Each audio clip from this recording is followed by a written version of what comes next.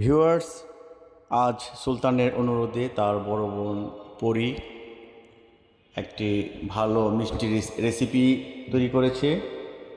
সেটা হলো chocolate caramel pudding. খেতে খুবই সুস্বাদু, দেখতে পাচ্ছেন খুব চমৎকারভাবে পরি সেটা তৈরি করেছে ভাইয়ের জন্য। তৈরি করার পরে পরিবেশন করছে পরি।